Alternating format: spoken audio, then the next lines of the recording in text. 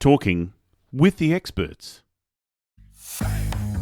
In episode 366, Helen Glanville discusses how empowering people to overcome crisis is good for business. So we often don't think, well, could it be that my future might in fact be so new, it's refreshing, it's taking me in a pathway that's going to be good. And I think we need to have that mindset, because the pressure of crisis in every situation, we can look back on World War II and other times where there was a real need. There was a crisis, there was a need for a solution, and then you drill down harder and then up comes an answer to the problem. And just like there's pressure on coal to produce diamonds, we actually need crisis. And I find that when we're under the pressure, we can actually develop and produce answers to our problems. Welcome to Talking with the Experts. This is where we discuss great ideas to take your business to the next level. How do we know these ideas work? Well, it's because we're talking with business owners who are using these ideas. Business owners who have years of experience and expertise. All things business by business owners for business owners. And now, here is your host, Rose Davidson. Hello and welcome to Talking with the Experts. I'm your host, Rose Davidson from rosedavidson.com. Talking with the Experts is about all things business by business owners for business owners. You can find it on all good podcasting streaming platforms and on YouTube. And today my guest is Helen Glanville. And Helen is a thought leader and she's also a public speaker. And we're going to be discussing empowering people to overcome crisis. Now, life happens. We never know what life events are hurled at us, and we need to learn to become galvanised to withstand any crisis. And every business needs a contingency plan. But more importantly, we need to know how to equip ourselves to stand strong to withstand the storm of life.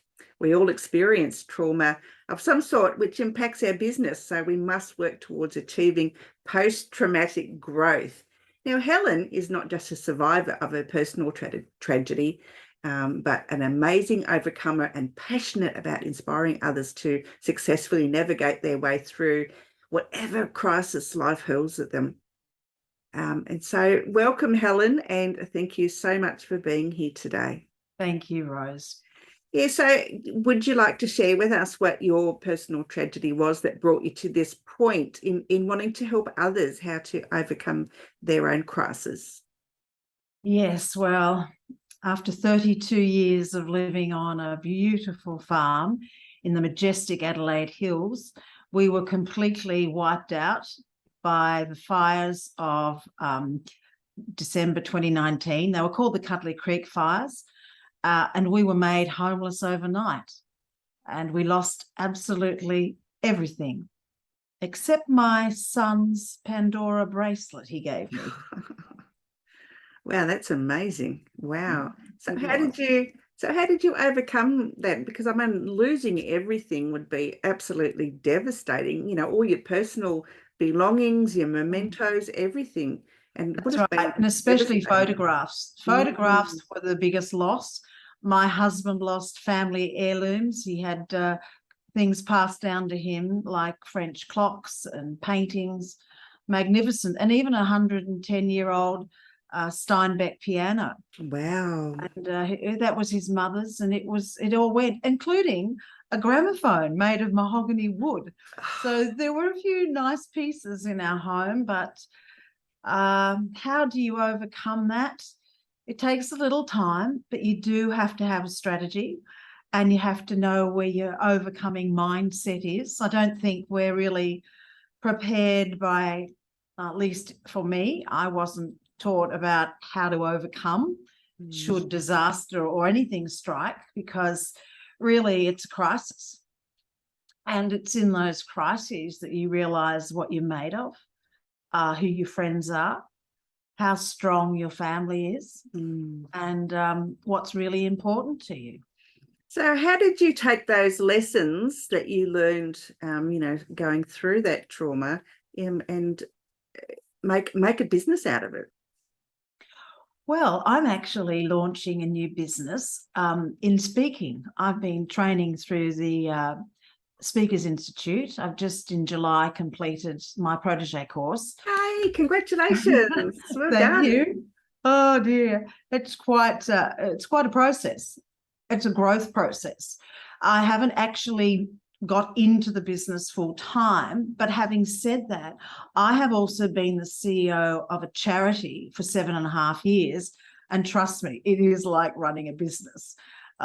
We've got your typical profit and loss and your balance sheets and making sure the donations and the grants and funds come in. So you're always checking on those. And of course, you're hiring and firing staff. So in effect, I have been running a business, but I've got to the place where I want to slowly transition into running my own business for myself and perhaps presenting courses. So I'm in the process of preparing courses, and I have my own business page, Facebook page, and I'm about to soon launch my own Facebook website, my new website. Oh, congratulations. Yeah. Well done. Especially you've come a long way. Yeah, especially dedicated to speaking. Yeah, so how will you bring what you've learned into your new business life? Well, I have developed a blueprint for overcoming. So we all face some form of crisis, and we weren't expecting that crisis. And we have to galvanize ourselves about what would we do in such a crisis. And the blueprint that I've formulated really can take us through and navigate through anything. So the first thing is M for map, and M stands for maintaining the things that you really enjoyed, the fun things that you enjoyed before the crisis or before the event. See, I don't have an expectation that everyone's come through what I've come through. No, but a lot of my listeners will have had some sort of a crisis, whether it's, a divorce, whether it's, the birth of a child can be a crisis, really. It can be a very loss of a job. Yes. So it fits a lot of things. Yeah. Look, there will always be a crisis. An unexpected crisis, maybe a failed marriage, a failed business, being made redundant overnight. We need to know what we're made of. And I actually have come to a place of believing that we need to embrace crisis, because crisis produces pressure. And when the pressure comes, we're forced to find results. We're forced to find a solution. So my blueprint starts with M for map, maintain the things that happened before the crisis, before the event, that you enjoyed, that were fun, so that you've got something to hold on to. Don't let it all go. A stands for acceptance. In some cases, it takes us a while to accept the fact we've taken a king hit. It takes a while for us to come to that place of, this happened and this is what it is. So acceptance is a very important place to find. And it won't necessarily happen overnight, but we can work towards it. P stands for priorities. And I discovered through the whole process of the losing everything that the top 3 things for me in my life were family, friends, and faith. And I found that my faith was like my anchor, and I found my family were irreplaceable. Our 37-year-old son actually took us into his home, and we lived with him for 6 months. And all I can say is I'm incredibly grateful to him, because not everyone has a family and or even a home that's designed to take on a couple. Unfortunately, it was a townhouse. So we were downstairs with our own bedroom, our own lounge room, our own bathroom. Yeah. But without a kitchen, we were actually forced to share meals at night, which was great. So we'd come home and there was a meal, and the four of us would eat together every night. So that was marvelous. The final P in the map blueprint is planning. We have to have a mindset that is expecting post-traumatic growth. We're always hearing about, post-traumatic, what do you call it? Syndrome. Yeah. And we need stress disorder, right? I think we need to flip that and say, sure, we're all going through some form of trauma, or we have gone through some form of trauma. We've either come through it and learned from it, or we're still in it. But I think we can have a mindset that says, I'm looking forward to post-traumatic growth. Because when you come through a crisis, you learn to overcome, but you apply the solutions to your problems, right? And so, business, charity, personal, whatever, we have to expect growth through it all. So just like the fires came through and totally converted our 25 acres into what was looking like to be the apocalypse, it was just fully black. Friends of mine said, "Oh, your photographs are black and white." No, that's color.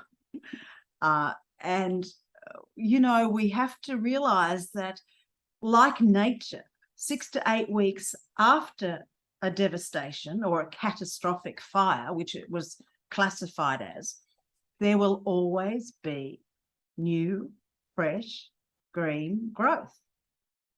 And that's what we have to look for. We have to, and part of that fresh, new, green growth is the fact that there is a silver lining.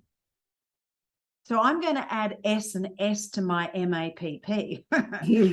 And silver lining is one of them, because we had no idea what was going to be our future.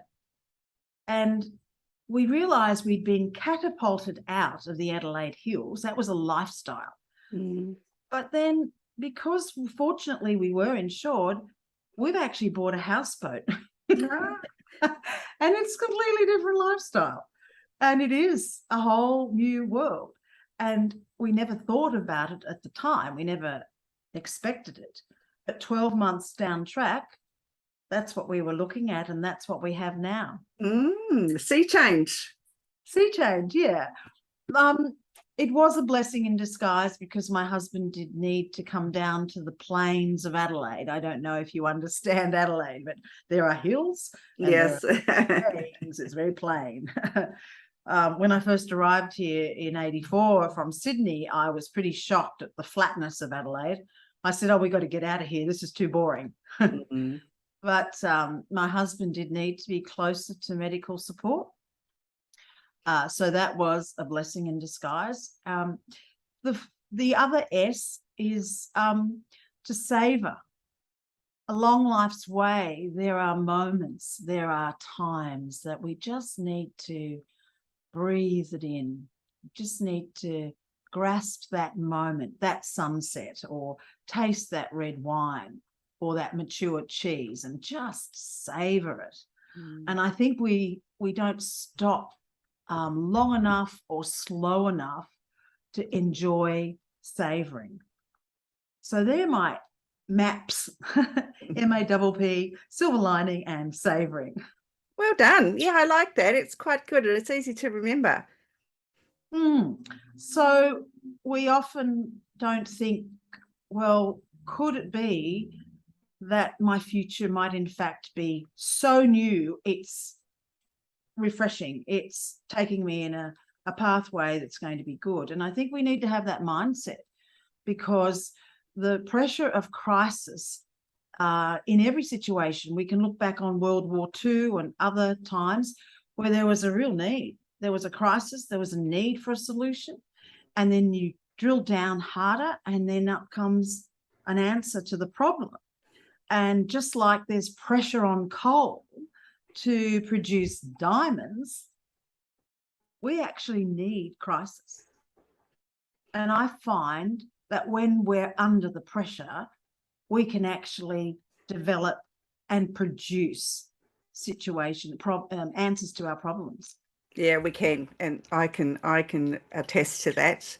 You have a crisis that comes up, and you think, I'm never going to get through it, and then you think back on it, sometime later, and you find out that it was really a growing experience for you, and that the crisis had to happen because life was too good, and something had to break because if to me, I think that if life is just one big happy party, that you're not really having a life. I don't think. I think you need to have the ups and downs to be able to create a fulfilling life. That's right. And I think that we have to understand that loss, whilst it's huge, we can't take anything with us. Mm. And when the police allowed us to go onto the property 2 days after the fires, I took a call from my younger son, who was in India at the time, and he said, "Mum, you can't take anything with you."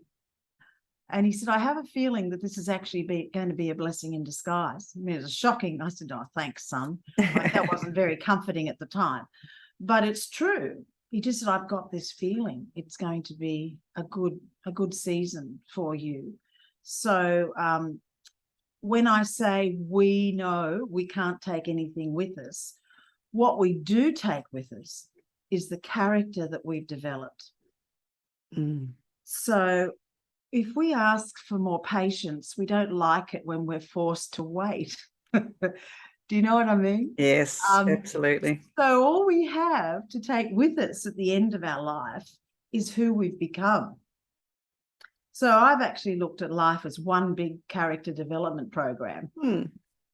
It is. It is. Everything, every bump in the road builds our character, and we can choose to, let it be the end of our life, or we can choose to grow through it. That's right. And some people unfortunately get stuck. And that's where I'd like to come in to help them think differently, to look at how you can gain an overcoming mindset and the benefits of crisis, So I don't think anyone talks about how to develop an overcoming mindset.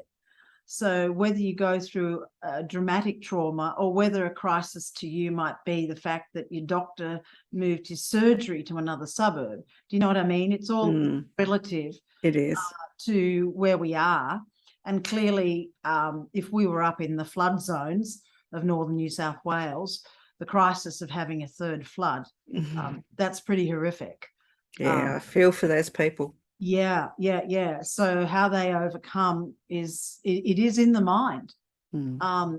As much as it's filthy dirty with all the mucky water and the mud, we have to say this has to be a season. And there will be something good come from it. Yeah, well, I'm the eternal optimist, and I always think that there's a silver lining to every dark cloud. I always try to see the positive in something, or the good in something or someone, because it can't all be bad.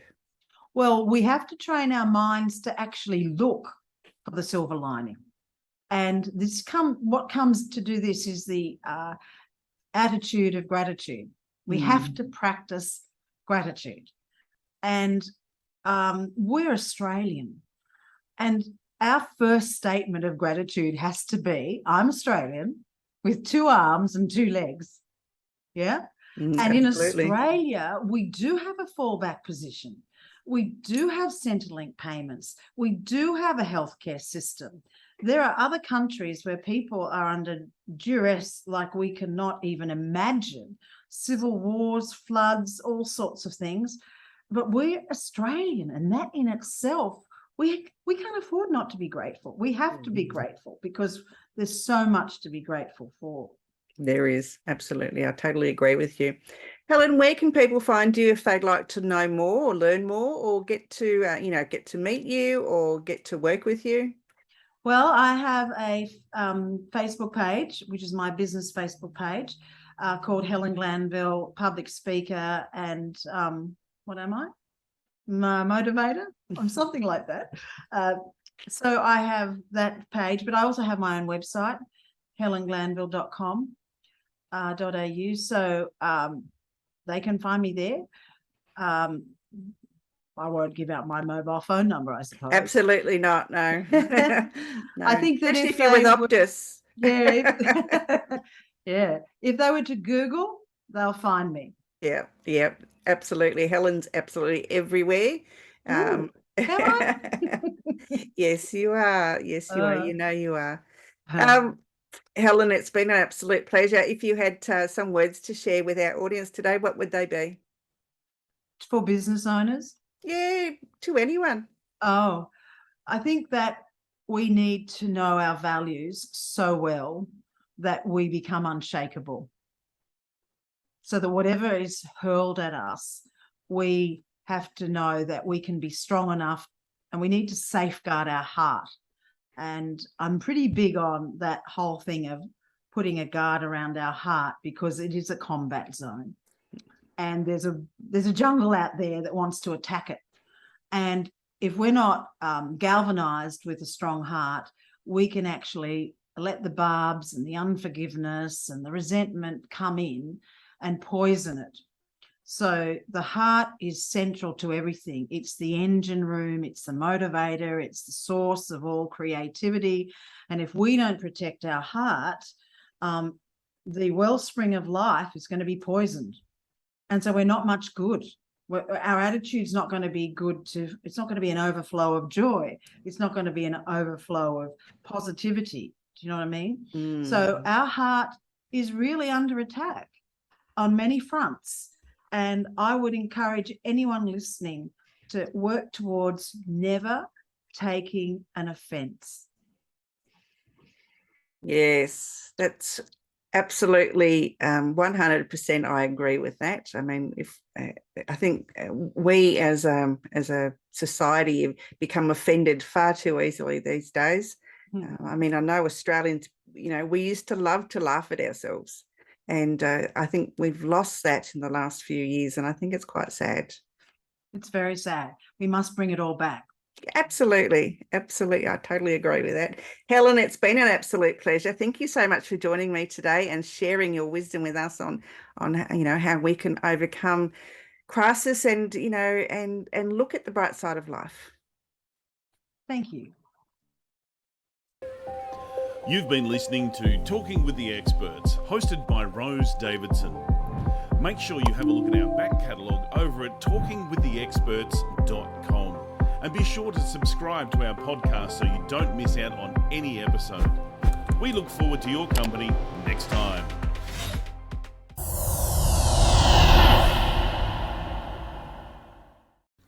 Talking with the Experts.